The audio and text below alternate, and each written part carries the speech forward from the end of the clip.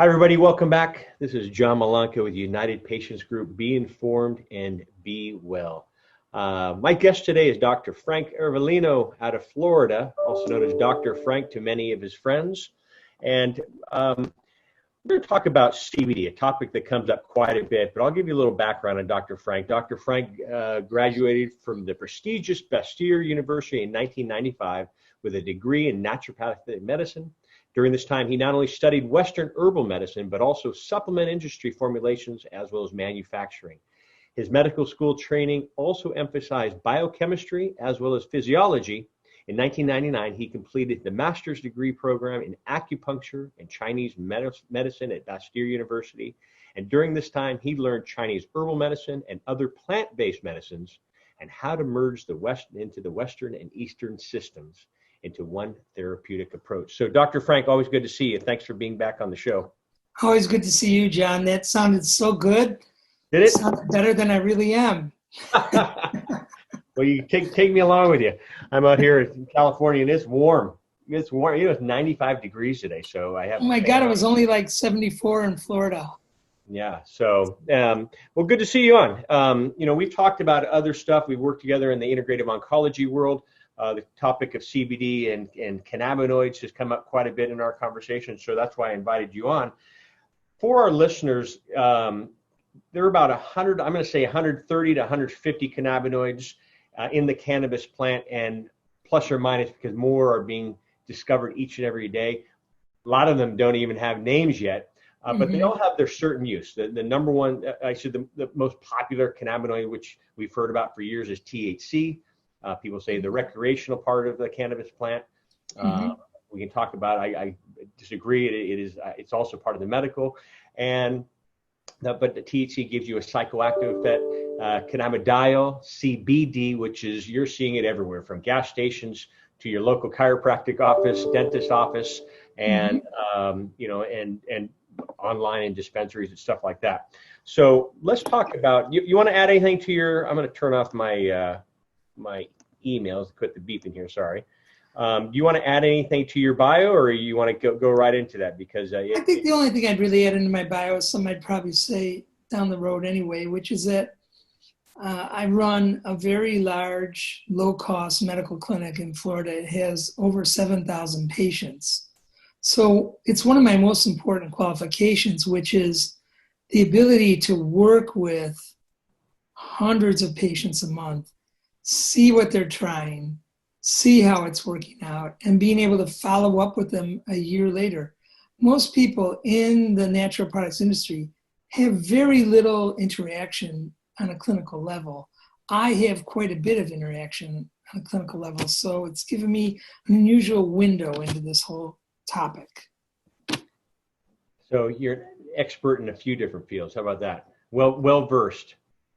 I think it's great that you because most doctors, unfortunately, in this industry are just jumping into this industry, and they really don't know much about formulations, dosings. It's not a one size fits all, and that's the one that scares me quite a bit. When you have a patient that will say, "Well, I know, Bill down the street has the same thing that I have, and so I'm going to use the same product that he's using." And that's not always the case. We've seen patients, and I'm certain you as well.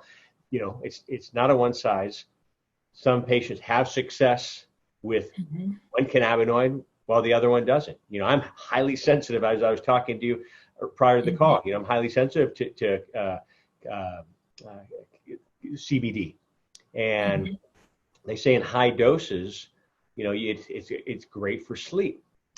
Well, last night I tried a new CBD product for that reason, and I was up till 4:30 in the morning. I usually go to bed around 10 o'clock, 11 o'clock at night and sleep the night. And so, that's how my body is. So, caffeine, butter, salt, alcohol, it's another thing that again, I'm sensitive to. And so can you let's talk about cannabinoids, one, but also the endocannabinoid system and why cannabis is coming to the forefront again right now, and the stigma is kind of starting to drop off, and a lot of that reason is because of the cannabinoid CBD, which we'll talk about.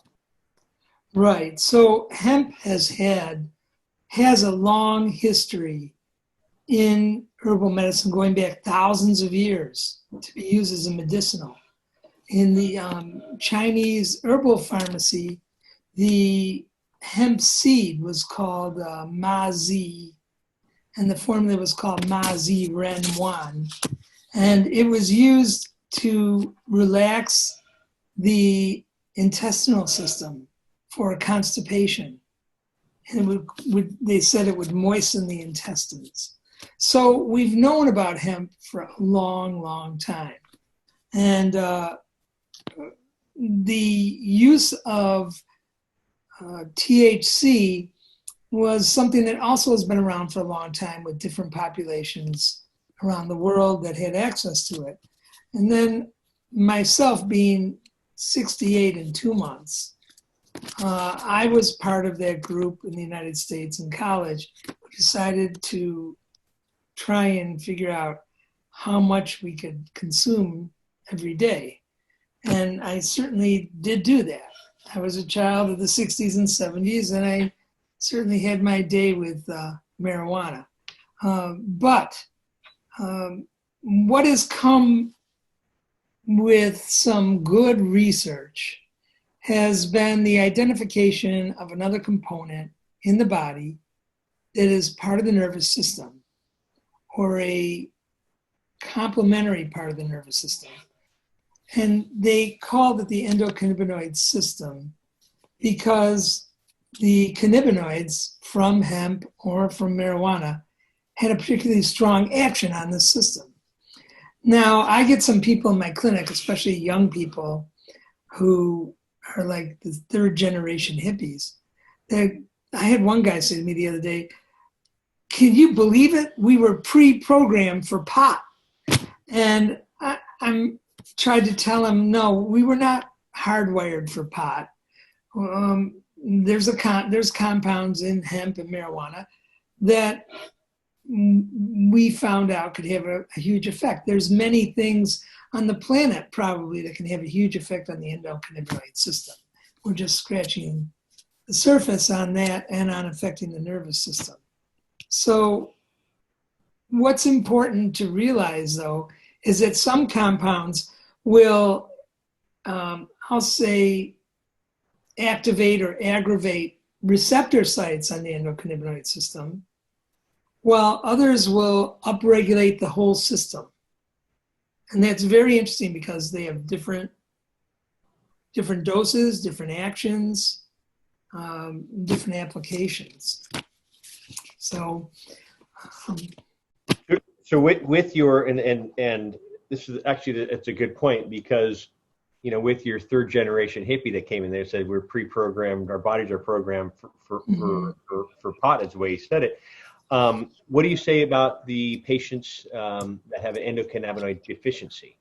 And they're out of homeostasis, they're out of balance, and the cannabinoids bringing the body back to balance. This is something that is in the news all the time. You have Dr. Raphael Mechoulam out of Israel. He talks about this all the time. Are you? I'd love to hear your thoughts on that. I'm not. That's his way of describing it. Mm-hmm. So, like the Chinese have a way of describing a cold. Like with a fever, it's wind heat, or a flu virus is often wind cold. So it's his way of describing, but it's not the way that I don't really like that description, because it says like that should be a component. The cannabinoids should be a component of your everyday life. And yes, that is a plant that has value, but there are other things that we still have things to find out about this endocannabinoid system. It wasn't designed specifically for cannabis or hemp components. They're just a molecule that seems to activate this part of the nervous system we didn't even know about.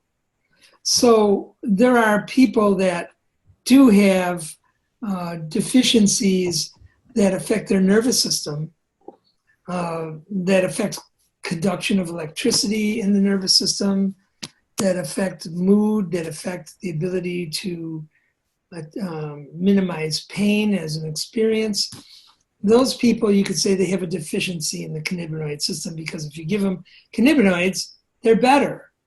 But we have yet to find out all the things in the world that actually activate the system. It's not proprietary to the cannabinoids. So that's my response. And then there is the other end of the spectrum on THC, which is a cannabinoid.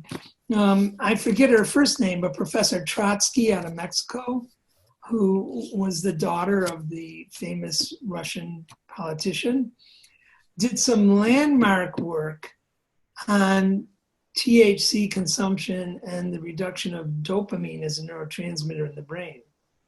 And you see that in people that consume too much. So you got on one end too little, Yeah. and on the other end too much, which, brings me, a guy who has studied Chinese medicine, to the concept of Zen. Where's the balance? What's the balance? What's the healthy balance? Too much can be a little bit undesirable. Too little can be undesirable. Does that answer your question, John? Yeah. And so you do see, there's back to the different, systems in the body. You said, it just goes on and on. You have your nervous system, your immune system, your renal system, endocrine system, and then what a lot of people have, as you were mentioning, with the endocannabinoid system, again, bringing the body back to balance, helps with pain, helps with anxiety and stress. And so is this just another little bump in the system that will, help with those types? Is that what you're looking at it? Because it's like receptors that we really didn't know about, a system of receptors. And these receptors, these cannabinoid receptors, are all linked, and they all have direct connection to the brain. And that's what was so fascinating about it, was that it had direct connection, and it was a system of receptors. And can you give me 1 minute, John? I just have to plug in this charger here. I didn't. Just. And one. Yep. So it's an adjunctive system that we didn't know about, that has an effect on the nervous system and on what the brain sees. Like, and it's very profound in like epilepsy, where the brain is processing electrical signals that are going to go into the central nervous system. And then all of a sudden there's like a glitch in the system. And so then you get an attack. But for some reason, when you activate the endocannabinoid system, it inhibits that, either the action that brought on the attack or the attack itself. They're still looking at that. They still really don't know that mechanism. Well, I'm always one to share that, more is not always better as well. And so you can have a success with 2 milligrams. Other patients may need 500 to 2,000 milligrams, depending on how their body reacts. And as I mentioned earlier in the show here, my body's very sensitive to different things.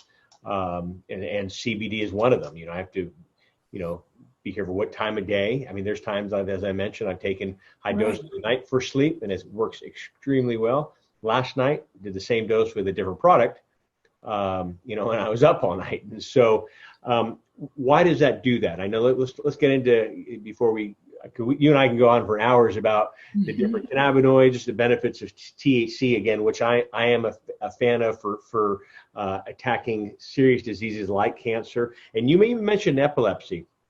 We work with a lot of epileptic families with their children, pediatric, and you can have CBD. And CBD is wonderful.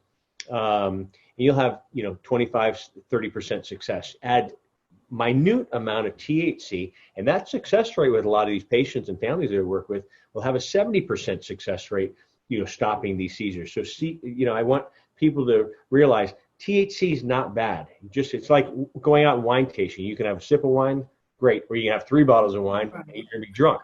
And the same thing with THC and these other cannabinoids. Look at THC and hunger in seriously ill patients. It does a great job of that.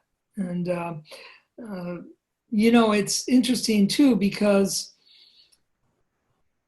part of the problem is that we're looking at CBD as this sort of one size fits all compound. And there's differences in manufacturing that can account for effectiveness. There's also, in each person, there are, there's a vast number of what's called gene alleles, which are switches, genetic switches. And two of the biggest, most widely known gene alleles in medical literature, I forget the numbers. The one gene allele I think is number 62, and it's the one that processes caffeine. It has to do with the P450 enzyme system. So if you have the switch on one way, you can drink coffee right before you go to bed. If the switch is the other way, you can drink coffee at 12 o'clock in the afternoon and be up all night. Another one is the gene allele for garlic. So let me ask you about the switch, because back in my coffee days, and I haven't had coffee in 3 years, but back I used to live in Belgium, and so we would drink coffee like it was water with coffee and chocolate, coffee and chocolate, and it rained every day, so that's another reason why we do that. But I would have a cup of coffee, 10 o'clock, 11 o'clock at night, and go right to bed. And so, but now I wouldn't chance it because sleep's important to me. So does that switch go on and off as Absolutely goes on and off. The switches in the immune system go on and off. You will find a person that in their early life, before they hit puberty, they will have terrible allergies. And then after they hit puberty, they will go maybe 40 years without allergies. And then in their later stages of life, they'll get the allergies back. Wow. Yeah, and garlic is the one. Some people can eat garlic and it'll come out of their pores. Other people can eat garlic and it won't affect them at all. It's a gene allele. It's a switch. So we have a lot of switches that determine whether THC is going to work better for us or not, whether CBD is going to work better for us or not. It's very interesting. I don't even know if you know how we started United Patients Group. Back in 2011, when my friend's dad, my father-in-law, was diagnosed with stage 4 lung cancer metastasized to his brain, and he was given weeks to live. And we knew nothing about the benefits of the cannabis plant, but while in that oncologist office, he was on full-time oxygen. We asked how much time do we have, and they shared, weeks. And we asked, what about cannabis for appetite stimulation, not knowing anything else? And his doctor said, go for it. You have a couple of weeks. And we ended up finding him a coconut oil capsule with raw and heated cannabis in there, both THC and CBD, CBDA, THCA, about 3 milligrams. Within 24 hours he was eating. We said, fantastic, he'll pass peacefully. Day 2, day 5, day 8, he's off his oxygen, walking around. 6 months, hospice fires him as a patient. And then we started incorporating the other cannabinoid I was talking about, THC, into this. Again, small amount, about 25 milligrams at night before bed. And at 9 months, he went and got scanned and received his first scan. That came back with no evidence of recurrent disease. And we're 2020 right now, and he's still alive, and he's had, I believe, 18, 19 lung and brain scans. So getting away from the CBD topic, it's not a one size fits all. What works for one patient may not work for the other. If he was on a straight CBD regimen, I know for a fact he would not be here today. So THC was needed. And as you mentioned earlier, CBD, I don't want to say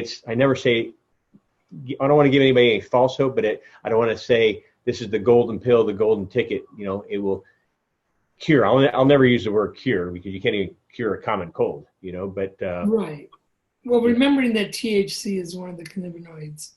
So that worked with us, where others have seen success with 1-to-1 ratios. And so, this is the topic that comes up, and you and I were talking about this before. Each cannabinoid has their own purpose, and they work well with each other in unison. It's called the Entourage Effect. It's like baking a cake and leaving out the the eggs or the flower, and so they all work well with each other. Right. Is there a psychoactive effect? Do any of your patients have psychoactive effects with CBD? Well, I helped develop a product, Uh-huh. and we were manufacturing it from from hemp that was farmed in California in Salinas, and then we had all this what you would call throwaway plant material, and we decided to just make a regular water extraction out of it and drink this garbagey plant material that wasn't useful for processing. And we gave it to some animals. They liked it. We gave it to some people. They thought it was, you know, a little herby, planty tasting, which isn't a favorite with people. But there was a general consensus that even though there was supposed to be very little THC in this, like none, and there was supposed to be almost no CBD, there was a relaxing effect by both animals and humans. And it would be hard to make it because you can only pick, like, at least in California, CBD twice a year, or hemp, I mean, twice a year.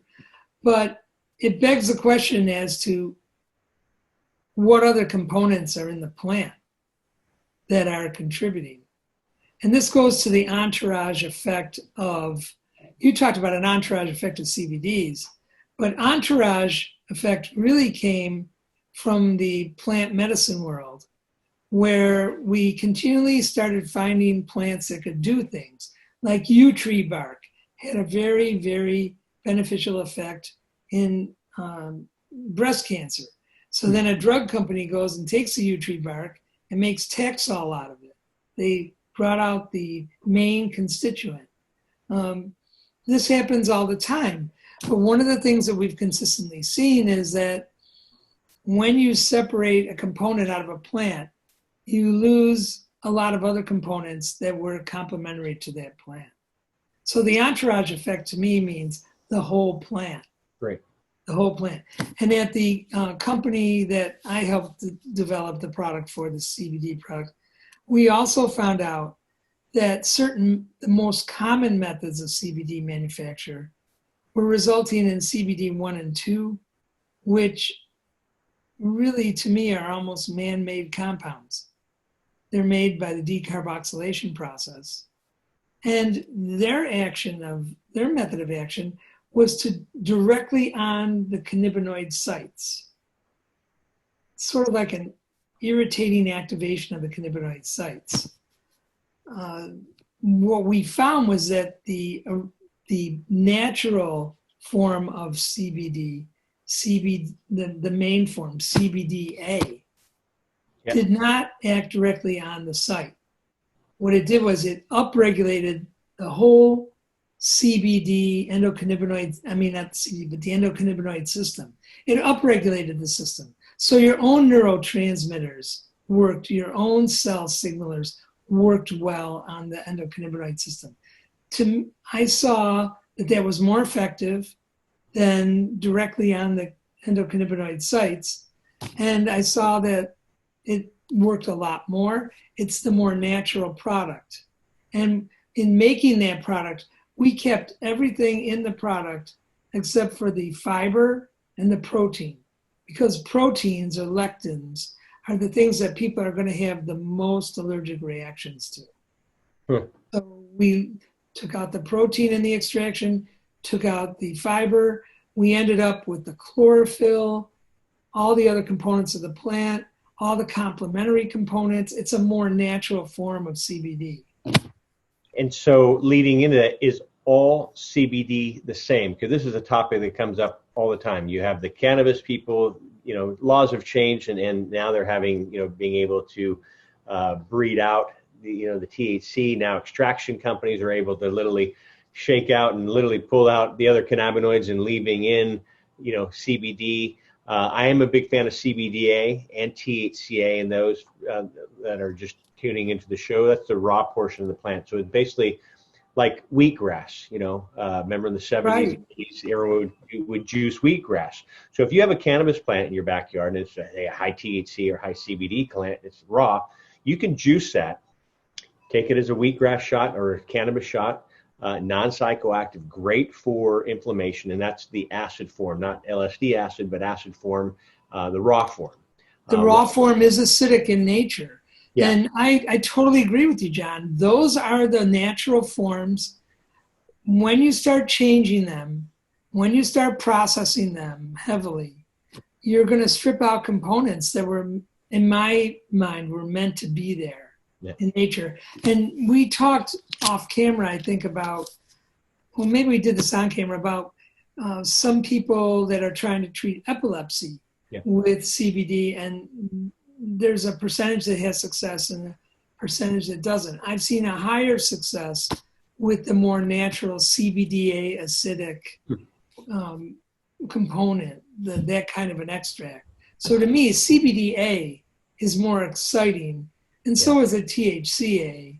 They're the natural, found in nature forms of these two medical components. And that's the way nature intended them. And I don't like the heavy processing. I'm not a big fan of CBD 1 and 2. I'm not a big fan of decarboxylation processes either. Well, it's funny. I had a friend of mine, a doctor, on the show, and he said, the first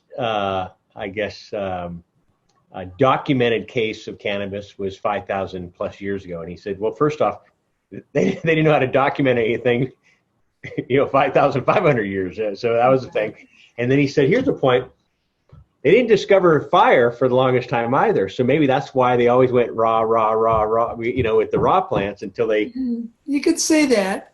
But, I liken that more towards, if you really think back even a couple of thousand years ago, there were no lights, there were no TVs, there were no highways, there were no cars. There was like a donkey. Isn't that nice? I mean, we're having that right now. We're at home.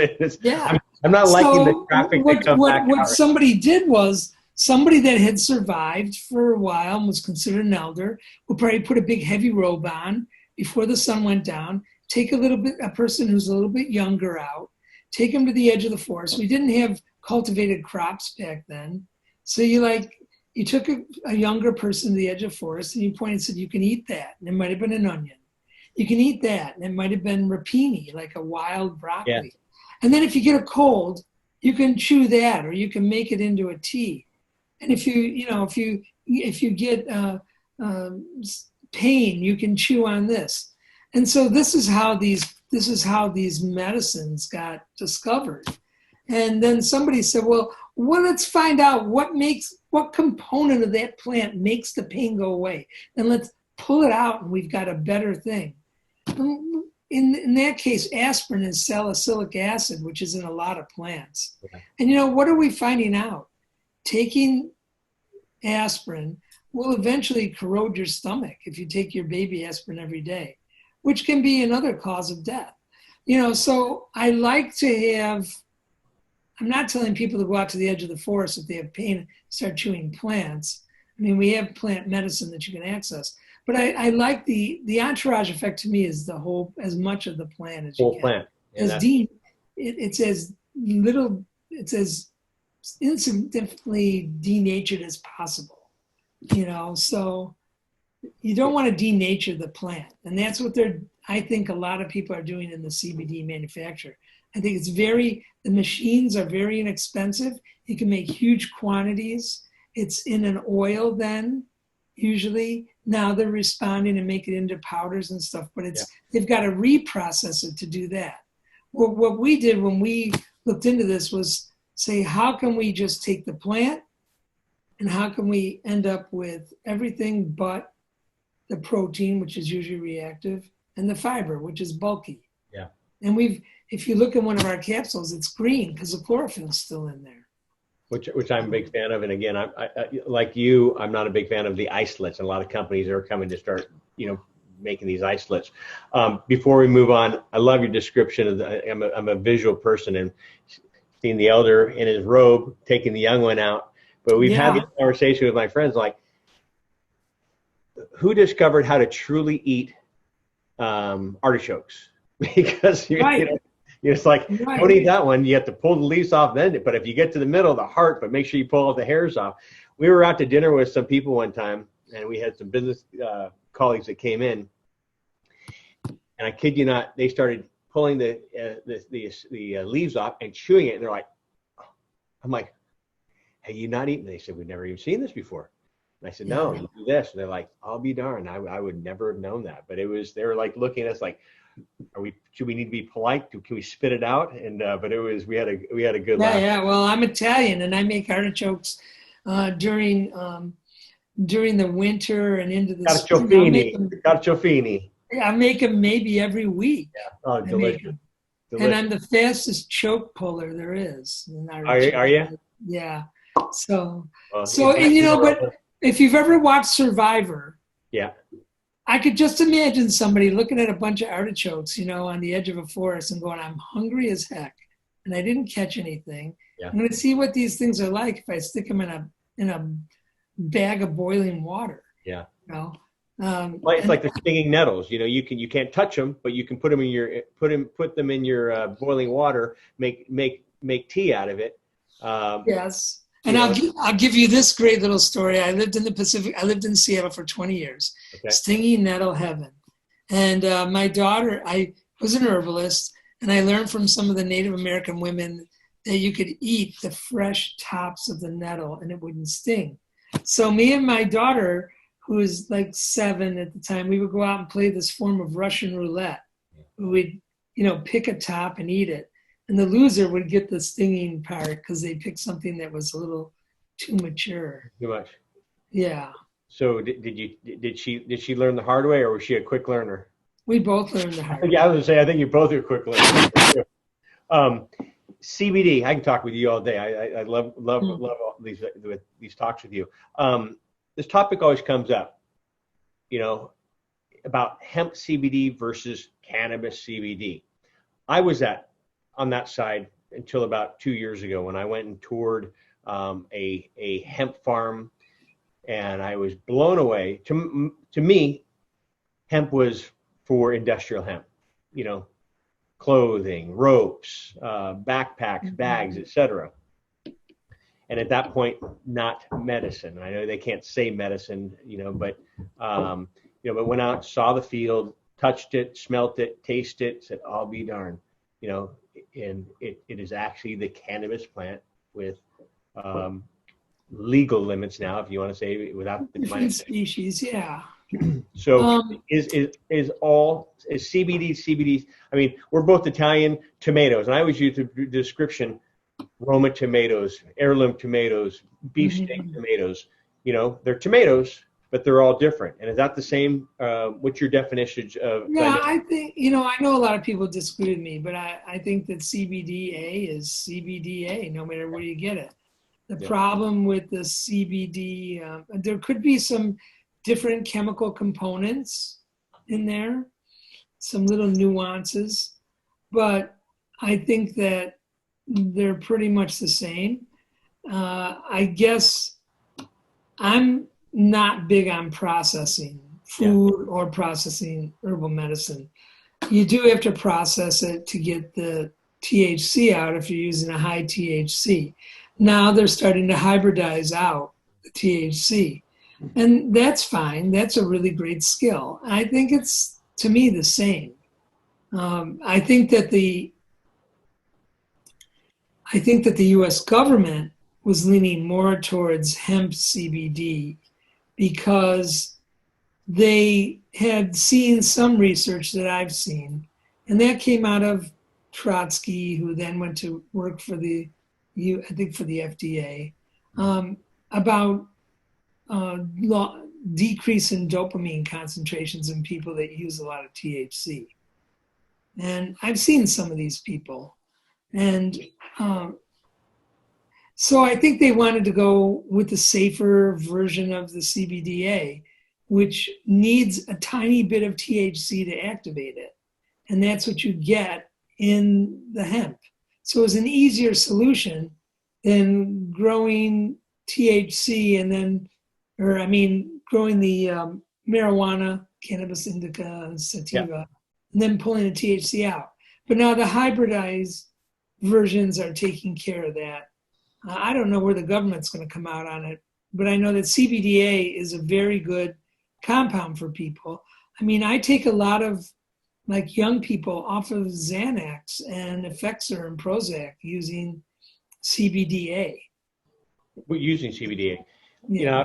You know, you were talking about you've seen people like with people with too much THC. You know, again, back too much is is not more is not always better. And so, you know, I've been to conferences, you know, these cannabis conferences in California, here in California or Colorado, and you're seeing people getting sick, and it's the hyperemesis where too much THC in this system, where it will make you throw up.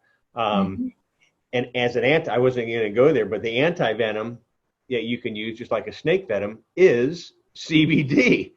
And it's amazing. I've been with people, you know, where next thing you know, it's like, here, start dragging off this, you know, vaporizer pen or the tincture. Vaporizer pen, the reason it's quicker acting than putting a tincture in your mouth.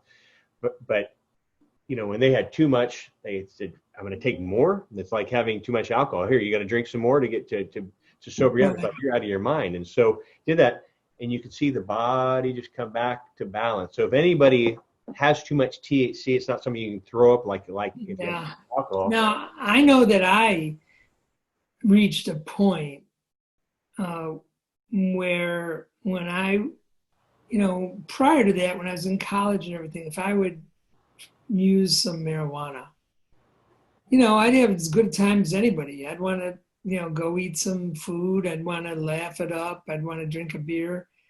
And then something happened where I got some signal, I guess, where I would, you know, use this marijuana and all of a sudden get completely paranoid. And where it really came to light was when I took a group of friends in Seattle into the Olympic Mountains. And we went way, way up on one of the top 10 backpacking climbs in the nation, the Robin and Tuck Lakes up in the Olympics. And we're way up in this splendor. And these, you know, marijuana is legal there. And these guys pull out a little joint. And I said, well, what the heck? You know, I've been busy being a doctor and raising kids, but I'm on vacation. And I was enjoying all this splendor. I took a couple of puffs off that thing. Within about 15 minutes, I was not having fun. And I just realized that my body had changed to the point where I could not tolerate the THC. And so we do change. Does that mean that because I don't have fun with it, nobody else should use it? No, I see people having a lot of fun with it. I think it should be legal just to cut a lot of red tape and a lot of problems for people. But the CBD portion is a good antidote to anybody who has a little too much THC. And the CBD portion has, to me, a broader spectrum of medical possibilities. The THC has its possibilities for medicine. They're very well defined. There's some we haven't understood. But I don't think it's an equal of CBDA when it comes to helping people overcome stabilize mental emotionally, or not have as much pain, or to have a modulating effect on the nervous system for like epilepsy, things like that. With your patients, do you recommend it as a daily vitamin, daily vegetable? You know, are you for a pain patient? Yes. Anyway, for sleep, anxiety, even just health and wellness. Well, I go by person. I mean, I have some people that did not do well on the CBD. Yeah. CBDA. I don't use the CBD 1 or 2. I use the CBDA. And I've had some people that have not done well on it. But it's extremely good for people that were put on antidepressants. Yeah. Because the antidepressants, sorry guys, you put a lot of money into them, but with the vast majority of people, they don't work after a while. In fact, the people get worse. Yeah. So, and then a lot of these people have trouble sleeping. And so when I put them on as little as 10 milligrams of CBDA once a day, they smooth out. Hmm. Smooth out on paranoia, anxiety, depression, and they can get off their pharmaceutical, which is not doing them any good. And in the I guess the way you offer them the CBDA, is it in tincture form? How are you offering it? Is it in? That's I don't have a bottle of it here because I sell out of it to the point where I often will give my bottle away to somebody in the clinic. But what we have, I'm just going to show you because you just see the form we have. We have a capsule form. So let's it's a capsule form. What is your product? I'm sorry. This is the professional version. It's called Complete Spectrum, and it comes in 10 milligrams and 20 milligrams. It's encapsulated. And then the retail versions are called Green Power 10, Green Power 20. The reason why we started with a capsule was through some research I did at conferences, both patient conferences for cancer and practitioner conferences, where I asked people, do you like to take a liquid? Do you like to vape? Do you like to, what would you find more convenient, a capsule, vape, or liquid? It was almost 85% capsule. We are a capsule-oriented society. And I heard stories about liquid being spilled in a purse, spilled on clothes, an awkwardness in a professional setting of trying to dose yourself.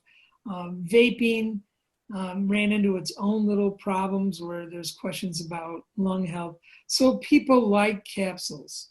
So we brought it out in capsules, and it's a powder. We can make it into several forms, but when you think about the price component of a supplement, the CBD is the cheapest part of this supplement. The next expensive part is the label. The next expensive part is the bottle. And somewhere in between those two is the shipping of the heavy liquid and breakage. So you get a bottle of capsules, it's light. More of the money is spent on the supplement. The powder we make is more expensive than the liquid, the decarboxylated liquid. So we get to put more of the product. Yeah, more into the product. It's an expensive proprietary food solvent based extract. Yeah. And everyone, I'll put the link below of this of the Dr. Frank, and actually you're partnered with David Wales, correct, in this, or is this a different product? Yes, David Wales and Rick Jenke from American Biosciences brought me into work on this project. Almost 10 years ago. Yeah, and so I've known David. I want to say,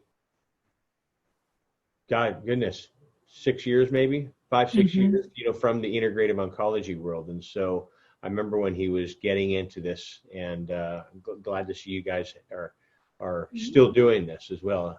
Well, how we got into it was very interesting. At least the story I was told was that the farmers, we had this manufacturing plant for this other cancer product that we have. And they were talking to the farmers around Salinas, where the plant was at the time. And the farmers were telling them, look, we're getting the go-ahead. We're being told we're going to be able to grow hemp as a cash crop. You're a company that can manufacture. Would you consider buying our hemp and so the farmers came to us. It was very interesting. Sure enough, they were right. That's when the U.S. Department of Agriculture got that ruling that farmers could grow hemp as a cash crop in this country.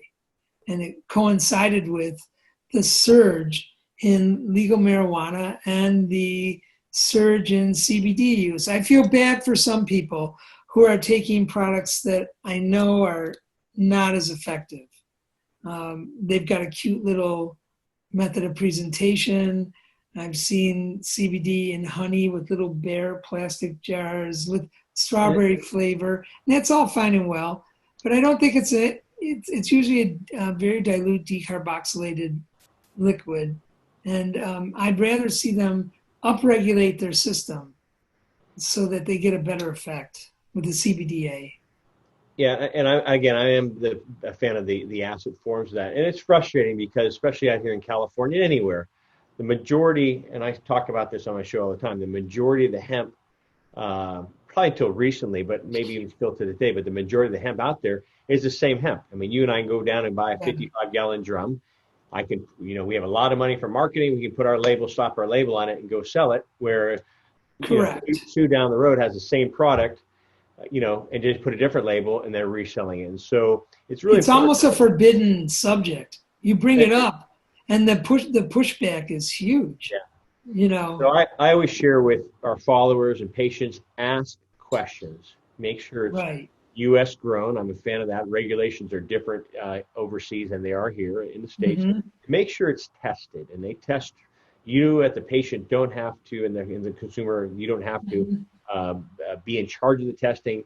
The company that you're buying from, as well as the company that you're buying it, the company, the product that you're buying it from, the manufacturer or the dispensary should have test results on that. Ask for these test results. It should be mandatory. It's a regulation. You're right. In fact, one of the things that I saw is we spend a lot of money on this product, and then we priced it out. And one of the things that sort of had me going, is that they're taking this generalized liquid CBD 1 and 2 product that was, I think, sort of man-made through the decarboxylation process, and they're sort of putting fancy labels on it and in fancy bottles and calling it all sorts of things like full spectrum and everything. And then they're charging more for the product than we're charging for what I think is a more natural version that was very expensive to make. I think a lot of groups are marking this up. Yeah. And so I see this because I don't go to the clinic every day, but we average 150 patient visits a week. That's a lot of patients. That's 600 a month. And we have a lot of cancer patients, a lot of pain patients. And what I notice is they're all trying to sell me this CBD 1 and 2 because they got it from a friend and it's the best. And they're all trying to get me to carry it. And then I check back with them in about 3 or 4 months and they're not using it anymore. Or I don't have to check with some of the people that switched over to the CBDA because they keep buying bottles. And we price it. I sell it, I might be underselling it, but I sell it for about $36 a bottle for a 1 month supply.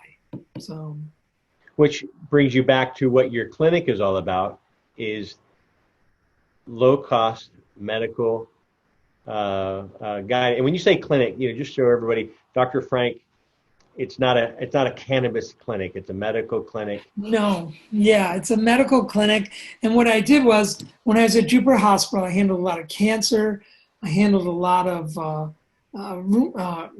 autoimmune diseases. I handled a lot of idiopathic depression, anxiety, things like that. And I was giving, I had a clinic in a hospital, and I was really getting one-on-one with the patient. To be honest, I sort of burned out. When you have 30 or 40 people that you care about at once, you burn out. So then I started this clinic, and rather than having to spend 45 minutes with a patient, which you could do most of the stuff for the patient within 15 to 20 minutes. I decided to start this low-cost acupuncture clinic because, for one thing, it would be acupuncture, which I'm very good at. But for another thing, it would sort of screen people from seeking me from Miami, driving two hours up and saying, help me, deliver me from this disease. It's just a huge load. So what I did was, people were coming in, they're like, I've got a bad shoulder, or I can't salivate because I've got an autoimmune condition, or I've got rheumatoid arthritis, or I'm depressed. And then I could turn around and say, I have some time for a patient. I can get a little deeper in. And what happened was, I thought I'd get a few patients per day. We ended up with 7,000 patients. and we end up being full all the time. And I have some wonderful practitioners, some acupuncturists. They're maybe not as innovative as me because I'm older and I've got a medical degree, but we sit down and we talk all the time. They'll call me up. What are you doing? What should we do? What more should we add? How can you help this person? So it's worked out really well for my community. So we only charge $20 to $40 a visit, and we refuse extra money, but invariably we get money from patients. Like I think right now we're sitting on about $5,000 to pay for people who can't afford treatment, or to pay for, like we paid one woman's electric bill for 6 months in advance. She has breast cancer. She lost her job. She's getting some assistance. I came in and paid her electric bill. Makes me feel good. It makes me feel like I'm really a doctor. So sorry about that rant. No, I mean, that's, I experienced cancer with my wife, and so when you're in there, your world just comes crashing down on you, and, I work with cancer patients all the time that don't have anybody. God bless you. And don't have anybody. It's like, are you alone? I'm alone doing this. And it hurts because, I would have done it for another 500 years, get up, spend, 2 hours of sleep a night, up and down, up and down, up and down, making sure she was comfortable, and so what you're doing, because, your world becomes rocked when you hear those words, you have cancer. And yes, in fact, one of my practitioners had a lump in her throat that was affecting her swallowing. They went in to remove part of her thyroid. They came out and they told her she had anaplastic thyroid, which is immediately stage 4. This woman, a month before, had no perception of any problem. Yeah. Now she's told she has anaplastic stage 4. I was there on my off day today treating her because she needs the kind of attention, totally. special kind of attention. So to end a bad story, she just actually found out she had, with these new wonderful tests, she had a mutation that they can treat successfully. Oh, good. So I'm hoping that she'll be back as a practitioner. I didn't want to get the little violins out for me. Yeah. Well, anybody going through something as serious as that, I send everybody. Well, I'm going to be 68 in 2 months. I mean, I know. I was going to say happy birthday to you too. And so, that also means, you've got to think about your own self and bless yourself that I'm able to go on the floor and treat 14 patients in 4 hours, in the clinic. That's how we do it. Yet I never push anybody out of their spot in the clinic. If a person needs an hour and a half to 2 hours with the acupuncture needles, I'll let them go. And it's very interesting. Well, I need to make it out your way to get treatment because I'm a fan of acupuncture as well. There's awesome clinics like mine right near you in San Francisco. Yeah, I know. I have a great acupuncture site here too. So, well, Frank, I always appreciate you being on the show and learning about what you're doing, what you've done in the background. Sure. I grew up. My dad was in banking, so we grew up in Asia. And so I'm a big fan of Chinese medicine. I'm a big fan of herbal medicine, Western medicine, alternative medicines. And so if you can bring an arsenal to get your body back into homeostasis and balance, why not? Again, I'm alive because of Western medicine and probably pharmaceuticals, but cannabis and other natural herbs are a lot easier on the gut, as you were talking about. And whatever works is the most natural. Totally. Whatever's the least force to make the patient well. If that's a pharmaceutical, that is the least force. Unfortunately, sometimes we try and solve some chronic health conditions with a pharmaceutical sledgehammer, and you get problems out of that. Let me tell you, the first time I ever got acupuncture was I had a friend who owned a Vietnamese market in downtown Seattle, Viet Hoa. And I knew this guy real well from my before I became a doctor. I was in investments. And when I had these terrible allergies, and he said, "Oh, come down to the store. We have this world famous Vietnamese acupuncturist that works at my store, and he'll treat you." So I go down there, and I go to my friend, "Where's this acupuncturist?" And he starts screaming down the aisle of this huge market in Vietnamese, and there's this little guy sweeping the aisle with a white apron on. The guy responds, and he says, "Come here," in Vietnamese. And Guy puts his apron down, puts his broom down. He had a long white beard, and he goes, "This is the world famous acupuncturist." I go, "Why is he sweeping the aisles?" He goes, "Well, we brought him over from Vietnam, and he doesn't like to sit there. If he doesn't have a patient, he wants to do something. He's like our uncle." And so he takes me in this little closet, and he goes to do acupuncture, and he pulls these old needles out of like some alcohol or something, like in a barber shop with the old combs. Yeah, barbers all there. Like, what the heck is that? So I get up and I run out to the market and I go, "Give me a box of those needles." And I bought a box of disposable needles and I gave them to him. I thought he was going to cry, and he treated me, and I was like, "This stuff works really well." And he also gave me an herbal formula with bugs in it that to make into a tea. But I've since learned that those bugs are really good for calming the immune system down that causes allergic rhinitis. And again, the bugs was probably the elder in his robe taking the young youth out and saying, "These are the bugs you can eat. These are the bugs." Crush these beetles and make them into a disgusting tea. So, that made my allergies go away. I've since learned how to do it without the bugs for my patients. oh, good. Anyway, it's been great being with you, John. Yeah, Frank, thank you so much. Dr. Frank Ervolino, happy birthday. Ervolino, that's right. How can people get a hold of you if they want, if anybody's interested? Well, the best way to do it is to go to my website. The best way to do it is to put my name on there so they can see the last name. Just Google Dr. Frank Ervolino, and you will see all the contact info. My clinic is called Treasure Coast Community Acupuncture, and my out of Florida.